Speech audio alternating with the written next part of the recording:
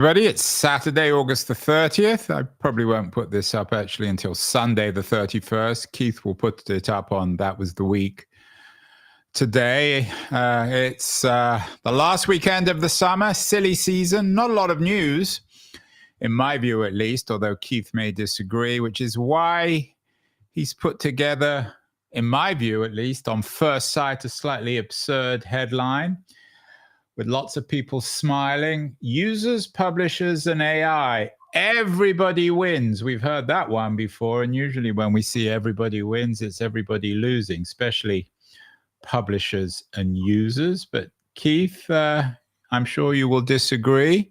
Although you have to acknowledge that we've seen these sorts of headlines before in Web 2, for example, about users and publishers all winning and they ended up losing. So why is it going to be different this time with AI? Actually, it's not a prediction. The editorial is a proposal for how that could come true. Obviously, if you're predicting, I might be inclined. Well, if you're writing it, then you're predicting. You're saying it could come true. Are you disputing that is a possible outcome? Well, I would be amazed. I mean, I'm naturally a skeptic. You're naturally an optimist. But explain how. I mean, at the moment, you've always talked, we've had shows where it's hard to understand where the revenue is going to come from. It's hard to understand how publishers can survive against smart machines who hoover up all the intelligence on the internet and spit it back out to users. Maybe users can benefit, although it's harder and harder to distinguish between human information and machine-generated information. So where's the win here? So I break it down in the editorial into three things. Firstly, just to set the ground rules, AI needs access to the world's information in order to train, improve. If it doesn't have that access, AI ceases to be as good as its promise. But let me just jump in, Keith, here on. Yeah, let me tell you the three things. Let me just respond to that. As you always hear that AI needs access and permission and blah, blah, but it doesn't really. It's already acquired all the information legally or otherwise. So, but go on. I don't think there's ever an end to AI needing access to information. I mean, the world doesn't stop. History goes on. It has to be real time and up to date, and it won't be AI unless it's better than any human. And humans obviously can read today's news, so AI needs to be able to do that as well. The second thing is publishers need a sustainable way to monetize their work, and they do that by subscriptions, sponsorships, advertising, or various kinds of direct payments. And the third thing is users want reliable discovery and knowledge. So if you think about it. Well, I'm not sure most users want I mean, given the echo chamber nature of our current culture, I'm not sure they want stuff that they think is reliable. Often it isn't, but go on. I think if you put your brain into make yourself responsible for architecting a future you would like to live in. These three things are part of that. Whether you think they'll happen or not, that all three parties have needs. Now, these and let's just remind ourselves, those three parties are users, publishers, and AI. Although AI, are we talking about OpenAI? Are we talking about Google? Or are we just talking about some technology called AI? It's a technology called AI, and they all are players in it. So they all need this. So you have a situation similar to the internet where publishers needed traffic. Google built a search engine that could send traffic. For Google to get paid, it had to have links that were monetizable, and users needed to be able to use Google and find it effective. It's not that different. It's just that the traffic is moving from a search engine into AI. And so an already existing business model, we've already figured this out. It's called cost per click, cost per action, or cost per 1,000 visitors. That business model already exists in the world and on the internet. but it doesn't yet exist in AI because the three parties haven't yet figured out how to work together. And this week, that blew up into a massive debate between Gary Tan of Y Combinator, Martin Casado of Andreessen, around a bit of a kind of obtuse subject, which is whether AI agents should declare their identity when they're crawling websites. Okay, so I want to come to that because that's the core piece of news of the week. But your reading of history, Keith, sounds to me rather deterministic and teleological. You assume that users, publishers, and technology manage to figure out a way of working together. It's almost a logical narrative of history. But is that really how things work? It didn't really work out that way in Web 2. Web 2, everything was determined by the tech companies, and both users and publishers had to put up with it, especially publishers. They never were incorporated into the narrative in terms of determining what this thing should look like. Well, yeah, but they all won. The thing is, they all won. Well, that's hold on. You're saying that where publishers won in Web 2? Massively won. Look at the New York Times revenues today compared to 10 years ago. Massively won. Only bad publishers lost. Well, we could spend the rest of the day talking about that. I mean, the publishing has been complete. I mean, you're right on the New York Times. You're right on the Wall Street Journal, maybe the FT. But the vast majority of publishers lost because most of their businesses have disappeared in the last 25 years. Because they were bad at doing what they do. They were local. I don't want to get stuck, but they were local papers. Andrew, look at the Daily Mail, which is this provincial UK newspaper, now number 2 in the world. I'm not sure I'd call it Daily Mail newspaper. It's a scandal sheet. But it's number 2 in the world. The Guardian, which was going bankrupt. Massive global player. Yes, there are winners, but the idea of publishers being winners is wrong. I mean, there are many publishers have lost there.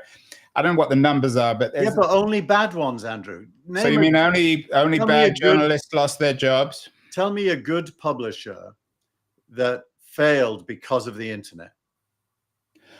Just the whole of local. Just try to find one.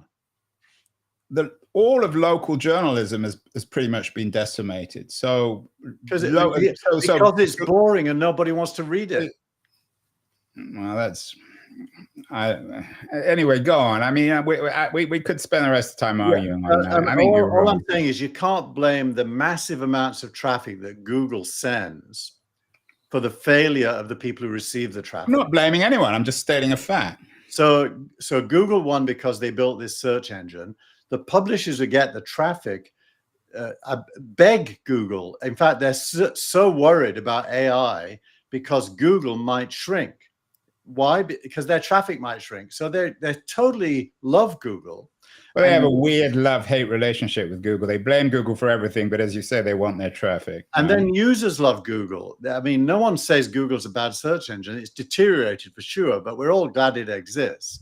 So you at least have to accept the premise that the scale of reading and the amount of money flowing through the internet is bigger than ever. Yeah, but I would strongly push back on that assumption. I mean, the fact that I've written whole books on this, and many people have written books. The amount of revenue taken by Google and Facebook is astonishing. And whilst they've clearly been winners, for better or worse, I'm not blaming them. It's just the reality of things. Well, I would strongly push back on the idea that publishers have won. I think publishing as an industry has lost dramatically. There are a few successes, but mostly they're either out of business or struggling for a business model. And I mean, my riposte would be that good publishers are thriving and bad ones who shouldn't have been in business anyway have failed. Well, I would, I don't know if you call them bad or good. Everything's changed. So it's increasingly, for better or worse, it's increasingly hard for local publishers, in particular, local newspapers, to survive in the internet age because of particularly the way in which the advertising industry changes everything. I mean, Craig Newmark and Craigslist started the revolution, and he felt so bad. He's poured much of the the wealth that he made in Craigslist back into publishing. But anyway, go on. So it's debatable. We could spend hours talking about this. But you can't just state, well, everybody won, and anyone who goes out of business is bad, so they deserve to be out of business. I mean, that's an absurd argument. Well, it's no more absurd than suggesting that hand-sewed cotton goods should have, were punished for not adopting spinning jennies. Yeah, but you would make the argument then back in the 19th century that everyone won. They did. We all got cheap clothes. Yeah, but we all got cheap clothes. But the hand workers who made the cotton goods that generated, I don't know, the Luddite Revolution, they didn't win. They all went out of business. Yeah, but that's because they should have gone out of business. I mean, that progress means the division of labor gets smarter. Well, but then your argument is just teleological. Given your fetishization of progress, everyone always wins with progress because anyone who loses deserves to lose. Well, the measure of success is a human level. It's humanity. It's not any individual. No, now you're falling back on abstractions. Now you're losing. Let's go back to users, publishers, and AI. Let's focus on that. So you're going to disagree with this, but this is now the latest incarnation of progress. And the question is AI going to replace search as the dominant place we all hang out? My guess is yes. Is Google search going to lose traffic because of that? My guess is yes. Is the business model that Google developed that publishers benefit from, not all, going to die, or will it transition to AI? And my argument here is that it's completely feasible and doable that it transitions to AI. Yeah, and I wouldn't disagree on any of the things you've said. So we're in the next chapter of this dramatic transformation of the publishing business from Web 2 to AI, from self-publishing to machine learning publishing. So users, publishers, and AI, everybody wins. How, and you and I have talked about this extensively, Keith. It seems like the debate this week, the Garry Tan, Y Combinator, Andreessen Horowitz spat, is about how publishers generate revenue in this new age. Is that fair? Yeah, and Garry Tan is strongly taking the side of the AI companies, whereas Cloudflare and Browserbase are taking the side of publishers. Okay, so you added another couple of players. We've got Cloudflare, which is a network level management system, and Browserbase, which is what you call a headless browser. So these are the two tech companies involved in this week's news. We've got Garry Tan, the CEO of Y Combinator, the Silicon Valley incubator of early stage startups, and then we got Andreessen Horowitz, which is the most powerful VC in the Valley. So what's the story here? So the sequence of events is number one, Cloudflare and Browserbase announced a partnership for supporting a technology which will require an AI agent or a web bot, if you will, to carry with it a certificate indicating who its owner is. And that will allow a publisher to decide whether to let them in or not. So this is basically an authentication certificate that every AI agent would carry on engaging with web content. And Browserbase is a headless browser, is basically a browser that an agent uses to engage with web content. So in other words, is this a way to make sure that the AI companies can't steal people's content? Well, they can't be anonymous, and therefore, which is a way of stealing. Well, I mean, they become accountable. So when you do a search on OpenAI for this show, and they know exactly what's happening, it means that they must have got your or my permission, whoever owns this content, maybe Substack, to actually troll. Yeah, there are those who think it's stealing. I don't agree with that. I think it's reading, and I don't think it's stealing if the publishers don't want them to do it. That's the point, right? could be stealing, potentially. So far at least, so far legally, the courts have found in favor of AI that reading is not copying or stealing. So I believe that that's the case as well. So I think it's reading, but the publisher is being given a tool by Cloudflare and Browserbase to control who can read. It's not about stealing. Even reading could be controlled. So here's the question then. Given the vast fortunes involved, would it be, I mean, if Cloudflare and Browserbase come up with this authentication system, would it be wise or not for publishers to use them to protect their work? Might it make them irrelevant? That's a very good question. I'll come back to it in a second. Let's just now state that the second thing that happened is that Garry Tan from Y Combinator then called Cloudflare and Browserbase an axis of evil. Where have we heard that before? And basically, in defense of AI, said that this pact was evil because it would constrain AI's ability to read. Calling it an axis of evil. Did he have two X's in it? Only one. I mean, anyone who's called Garry Tan and spells their name with two R's, I think, is automatically suspect. And calling it what did he call it? I mean, this is this sort of provincial Silicon Valley provincialism. I mean, it's such an absurd thing. And then the third thing that happened is Martin Casado from Andreessen Horowitz came in and said he thinks that agents carrying identity is a perfectly reasonable piece of infrastructure that seems like common sense. So he's agreeing with what Cloudflare and Browserbase are doing. And he doesn't think it's threatening to AI. And is there self-interest there? Or Andreessen Horowitz investing in Cloudflare or Browserbase? I don't believe so, but there's big investors in AI, of course. So I think he's just being sanguine and realistic.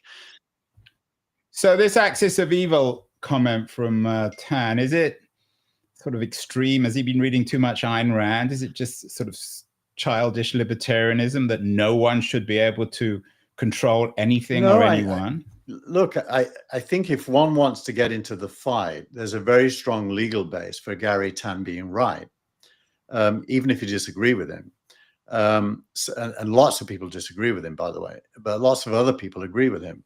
It's a very, very divided set of opinions. So he made the, I mean, coming back to Tan, Keith, it's a moral argument rather than an economic one, this axis of evil. He didn't say it was against the market. He didn't say it was against someone else's interests. He was saying an axis of evil. He's using this vague moralistic language. Is that because he didn't really have much of an His argument is that we all benefit from innovation, and this will provide friction to innovation, and that so it's rather like you, says everyone wins from progress, even people who lose. So my point of view gets developed after that, and that comes back to your question. Just remind me what your question is again. That I said. So my question is: would it be in the interest of a publisher to actually throw their, so to speak, their hat into the browser-based Cloudflare camp by having their data somehow tagged so that no AI can essentially, you don't like this word, but I'll still use it, steal it?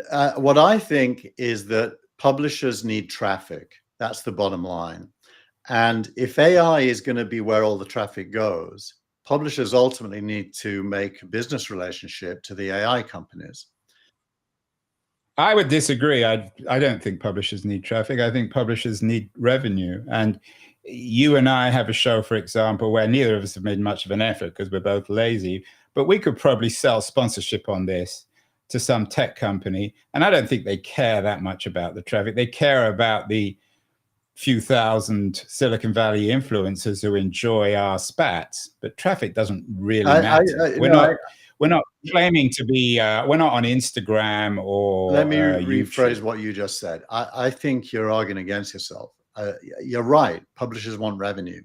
And that takes on, there's only three real ways they get revenue. They either get it from advertising or from sponsorships or from subscriptions. and Right. all of those are driven by traffic. So there's a correlation between traffic and revenue, clearly. Well, no, but let me just come in here, because there's a huge difference between advertising Yeah. and sponsorship. There's a fundamental difference when Yeah. it comes to revenue. That's the problem with the advertising model, I think, historically, is it's really required massive traffic to generate any viable revenue, especially the way in which Google advertising has commodified advertising.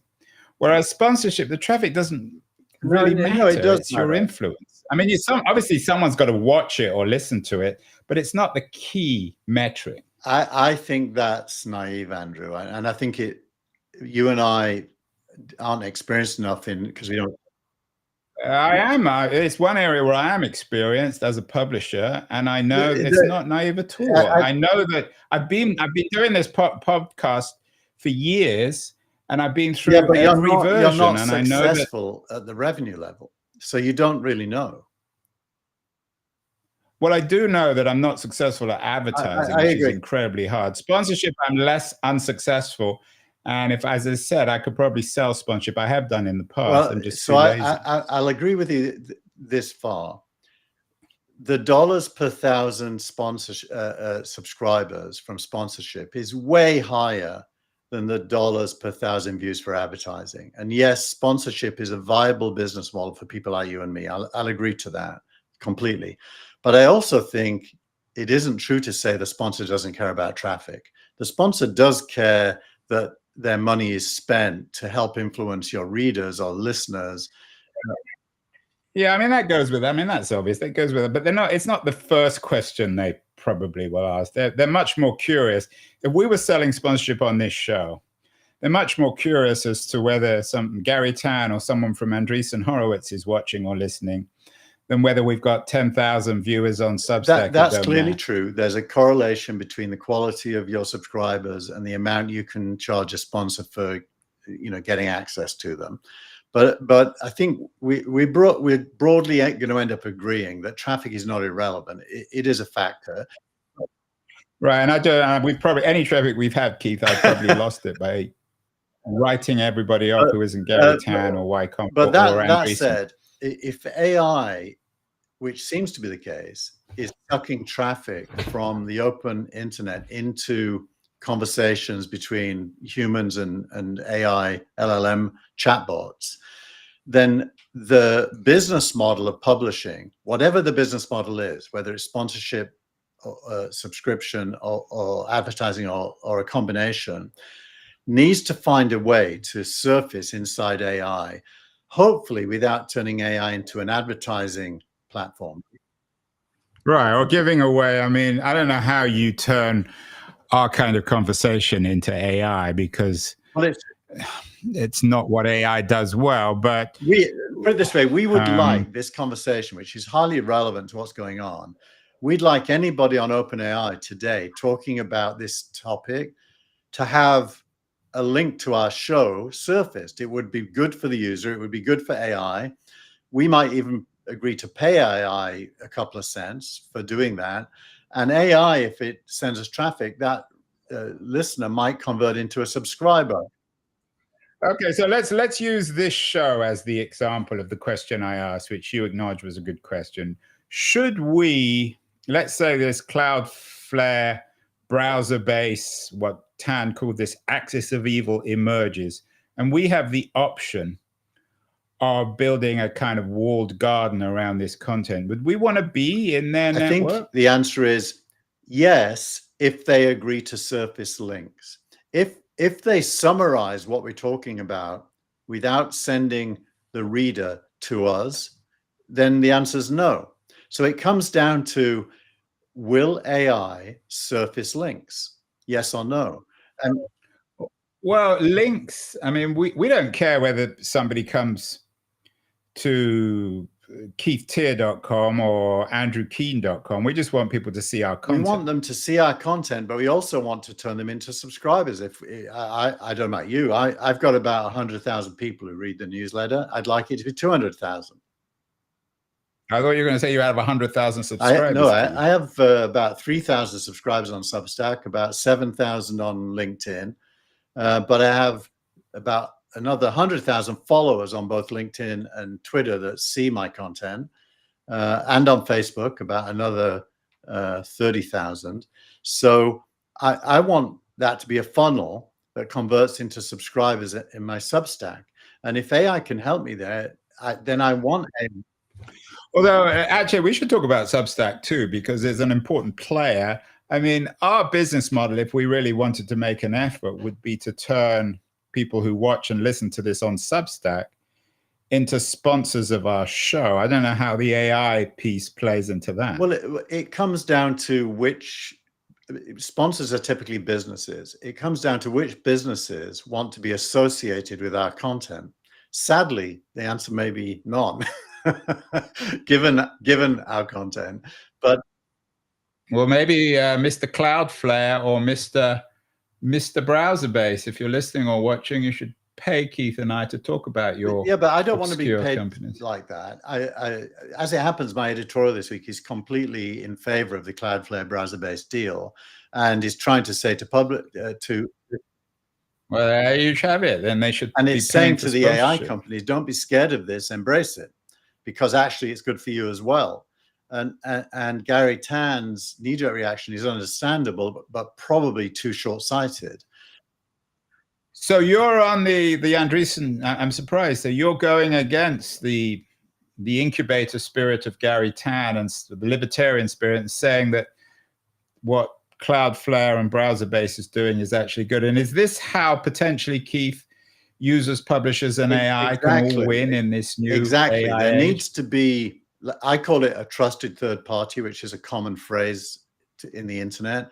A trusted third party that has links and the economic models associated with those links, and allows AI to learn from them in order to generate traffic back to the publishers. It's an obvious thing. It already happens in Google. Let's just recreate that same universe minus advertising in AI. Well, you're breaking, you talk about breaking Google's dominance, but maybe Google even want to break Google's dominance. It's the classic innovator's dilemma. So this trusted third party matters. Was there a third party, a trusted third party in Web 2, or that was what was really missing? What can we learn from history in terms of these other moments where there was so much potential and opportunity and things didn't quite get realized? To be honest, Google played the role of course, a commercial, but nonetheless a trusted third party. I tried to turn real names into that and failed. Google won. Google became a trusted third party that made a lot of money from being the trusted third party because it could charge rent on traffic, and as you pointed out, probably more than it deserves. And yeah, well, I mean, but I'm in your camp when it comes to deserve. I mean, if the market's there, then they deserve it. If not, if it isn't, then they don't. We did trust Google in the old days. Now, when you use the traditional Google search, you get a lot of advertising, which makes it a little dodgy. It's evolved into a self-interested commercial traffic generator. So yes, you're right. But I do think Google's going to shrink down to the market deserved by its Gemini AI, and OpenAI and Anthropic are going to have the market deserved by their AIs. And so there will not be a dominance anymore. There'll be many players, way more than those three, who will all need a trusted third party as a source of monetizable traffic. And yeah, I agree. Although the markets might not agree. I mean, Google stock is up dramatically in the last 6 months since this has become more self-evident. Maybe it's because they're reinventing itself. So you use this phrase, Keith, in your editorial, which made me automatically suspicious as a natural skeptic. You talk about something called a virtuous circle. What exactly does that mean? I've heard this term before, often in Silicon Valley, or we've always talked about virtuous circles, and what we've got often are vicious cycles. So why is this a virtuous circle? And I will say it's a theoretical virtuous circle, because for it to be virtuous, this trusted third-party platform has to come into existence. It doesn't exist yet. But the virtuous circle is that publishers allow AI to learn on the content, possibly by charging them as well. In some cases, the content and learning will be valuable enough that the AIs will pay. Secondly, that AIs, having learned, surface content from those publishers with attribution that can be clicked on. And that thirdly, as users, as we use AI and more, it exposes us to publishers' content instead of hiding it. That would be the virtuous circle. So in other words, when you go to Anthropic or ChatGPT, when you go to Claude or ChatGPT, you would you wouldn't only see the output, you'd see how the sausage was made. You'd get a view of where all this data comes from, which would be interesting in itself, but it would also lead you back to the exactly source. It's a little bit like when you do a PhD, they ask you to go to find the original material. You can read books about topics, but when you're writing a PhD, you have to go to the original source material. Well, AI will probably want to do the same. It'll want the original source material, and that means the web will not die. It may be buried inside AI conversations, but by providing attribution and links, it's accessible and lives on, and so the business models of publishers get to continue. Although I don't know how that would work. I mean, most data is so complicated. It has so many manifold origins in so many different ways that it would be the kiss of death for AI if every time you went into it, it was like reading someone's PhD dissertation. You don't want, who wants that? People just want fast information, quick, easy, cheap, ideally free. Yeah, and that's the end of it. I think buried inside that objection, there's a technical issue. And that technical issue is all about relevance, which is an everlasting issue in the internet. You know, if the user is looking to buy a specific thing, it's easy because there's SKUs, which is the unique code for a product, and there's many merchants selling it, and the AI can probably know them and can tell you what the price is and whether it's in stock and stuff like that. So some information, like things you're going to buy, like newsletters, for example, they all have unique names. Some of them are easy. Other things like topic-specific general stuff is harder because there may be multiple sources, and you've got to have some kind of a ranking algorithm like Google has that suggests which is authoritative or the more. Yeah, I mean, I think this will be this virtuous cycle. I mean, it sounds interesting, but it sounds like the kind of thing that Jimmy Wales might fantasize about. You and I might fantasize about it, but most people just don't care. Most people aren't interested. And I just don't that's see... why you need a builder to build it. And I mean, to be self-obsessed a little bit here, it's been my whole career to build things like this. I've always built trusted third parties with Real Names or Edgio, and this is an area of passion for me. But I certainly know I can go and build this. And no, there is some self-interest here.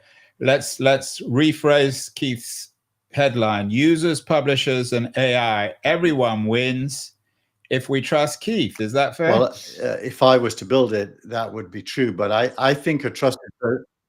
Keith is he is the knight on the white horse. He's coming along to save everybody. Both users, publishers, well, not users, publishers, and AI. Everyone's going to be saved by Keith because everyone will win if we put the internet in his hands. It's an interesting segue to Doc Searls, who I'm sure you know, last week responded to our newsletter and wrote a piece about AI and hotels, where he's been writing for quite a long time about something he calls personal AI. And he made the point that he thought at first that our newsletter last week was reinforcing his claims, and then he read it. Our newsletter? I mean, it's your newsletter. Yeah. We do a video together. Well, it's really and he read it, and then he realized, no, he's talking about a new centralized infrastructure. And that is true, I am. And just just as Google was able to be a trusted third party with a centralized search engine, I do think this era will lead to some kind of centralized infrastructure serving all the different parties. Yeah, I would push back, and this may be a conversation for a later time because we're moving on here. But I would push back in two ways. Firstly, there's nothing inevitable about publishers. And secondly, I'm not sure anyone cares about trust anymore. I think it's an overused word. And I don't think anything needs to be verified. Everyone, for example, everyone believes the US president at the moment, or half of America believes everything that comes out of his mouth, half don't. And they do that intuitively, whatever he's talking about. So I'm not sure there's any connection these days between trust and information. We're entering a truly new age, maybe a postmodern age, where the idea of objectivity and truth and facts are being transformed into something else. I'm not welcoming that. I'm not celebrating it, but I think it's a reality. As a builder, I think of it that this is a once-in-a-generation chance to get rid of the advertising-plagued internet that we've built since the 1990s and replace it with a knowledge-based internet that surfaces links to publishers where relevant. And money still flows, but advertising kind of goes away in those. Yeah, I'm not sure that the people at WPP or Publicis or the millions of people employed by the advertising industry would be pleased to hear this, but we will come back to that, Keith. We need to move on. In terms of your faith in AI, my interview of the week is with someone who has no faith in it, particularly OpenAI and Sam Altman. Gary Marcus was on the show. I headlined it. Why even Sam Altman wants to be Gary Marcus, from son of Sam to son of Gary, in a single ChatGPT release. Gary, and I'm sure you're going to disagree with him on this, Keith, Gary was very dismissive of ChatGPT 5. He sees it as a disaster. Is he wrong? He's completely wrong, whilst also being right. It's a funny thing with Gary. What is he right about? He's right that LLMs are not the final solution for general intelligence. He's right about that. He's completely wrong to not credit progress in how good LLMs are. They're really, really good at what they do. And to be honest, GPT-5 is the best so far. Yeah, I mean, I agree. I think what Gary does, it's a good trick. You kind of do it also, is he just assumes that he builds everything off AGI. So if it's not AGI, it's bad. And he claims that Sam Altman has always talked about AGI. Maybe he has, but it doesn't seem to be the core thesis, or that it's not. Sam Altman is not a teleological businessman. I think he thinks that ChatGPT can be fine even if it doesn't reach AGI. So Gary creates this impossible promise of AGI and then says, well, if you can't get there, then you failed. Yeah. And I'm not sure that's right. Yeah, exactly. He might say the same about a Tesla car, that it doesn't go 500 miles, therefore scrap it. Well, 400 miles is pretty good. And I find him frustrating because I think he's clever enough. I think he's quite politicized because I imagine. Yeah, well, he has a huge following. I mean, you said you have 4,000 followers on Substack. He's got over 100,000. He's a big deal. People want to hear what he has to say. I mean, maybe the message, that message always needs a messenger, and Gary's become the messenger. He has, and he's playing the role, but it feels disingenuous. He even looks the role. He looks increasingly disheveled. He looks as if he hasn't had any sleep for about 2 years. I always think he's ill because he has this cough that he does, and it's been there for more than a year now. So I'm thinking, is he okay? But you have to admit that you and he do have something in common, this sort of teleology of his is AGI, yours is progress. So everything is justified. His is the reverse of yours. Nothing. I don't think progress is owned by me as a teleological idea. I think progress is an ever-present. I never said it was owned by you. I'm saying you're an example of that. Well, is there any other? Well, let me rephrase the question, and we always argue on this one. Is there any, in your view, given how you seem to justify all forms of progress, and that even people who lose their jobs and their incomes and their livelihoods because of new technology. Is there anyone who has ever lost in technological progress? I think most people lose because of the absence of progress. You know. No, you're not answering my question. You've reversed it. Is anyone ever lost? Or is your argument that since there's this thing called progress that drives all of world history, we're all inevitably and unavoidably winners? What you're doing is you're eternalizing the present. But yes, people do lose in the moment, only in the moment. Oh, I got you to admit in the moment. So that may be my quote. Keith Teare, people do lose. Those who lose in the moment, society and humanity are winning. And well, I'm sure that doesn't cheer them up when you lose your job because you're a publisher or in advertising. You know, it's like when you get divorced, Andrew, and your kids are sad, and then 2 years later they're happy because they realize it was a bad marriage. And there's always yeah, well, you've never been divorced, so you haven't even lived through that one. Well, I'm familiar with it. I was raised by a single mum who separated from my dad, so I've lived through it, and I can tell you what was sad initially became happy quite quickly. And so you've got to look at history not in the frozen moment, but you've got to look at progress is a measure of gain over time. And I define it by human freedom. That is to say, separation from necessity. Okay, enough of this. Let's move on very briefly. We've got a couple of minutes left. Your startup of the week. Google DeepMind launches Alpha Earth. So you've always been a bit of a skeptic on the Google front, but Google's doing something right. What's DeepMind up to? Actually, I think Google's doing a lot right, given that it could possibly lose its nest egg in search, or at least shrink. It's done a great job of transforming itself into an AI company, and DeepMind, which it bought for nothing, by the way, from the UK, is the core of that. And this is a whole Earth model capable of understanding the impact of variables on the whole. And so you can model climate as a function of other variables, for example, like chopping down forests would be one. Yeah, and of course, let's remind ourselves, Google acquired DeepMind, Demis Hassabis, who now is defining AI strategy. It's reasonably likely he'll be the next CEO of Google. So it's a huge deal. Their acquisition of DeepMind might ultimately prove as smart, as prescient as their acquisition of YouTube. Yeah, but it's a great effort, and it's worth reading.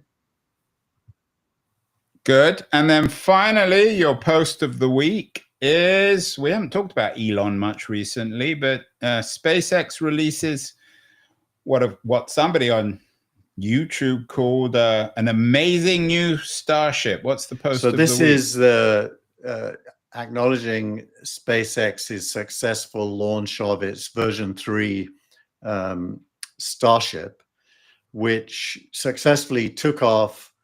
The booster rocket successfully came back to Earth. It released a payload, and then it came back to Earth and landed in the exact spot it was meant to. And why is this huge? Because the 2 previous attempts failed and blew up, and they've now done a successful one. And usually when that happens, they've figured out lots of the variables, and now they can go to the next stage, which is to supply this to NASA for the next NASA missions, which, by the way, ultimately include going to Mars. So it's a pretty big deal, and the technology is awe-inspiring. Maybe you should have changed the title of this week. What would we say? Humans, the universe, and Elon. Everybody wins, right? Let's see, but well, we will see next week. I'm in Australia, so we're not going to do a show. You might do your own show, but we'll be back in a couple of weeks, everyone, where there'll be a little bit more real news, maybe rather than just Keith and Andrew arguing over progress. But have a great couple of weeks, Keith, and we'll talk again in the middle of September. Bye. Thanks, everyone.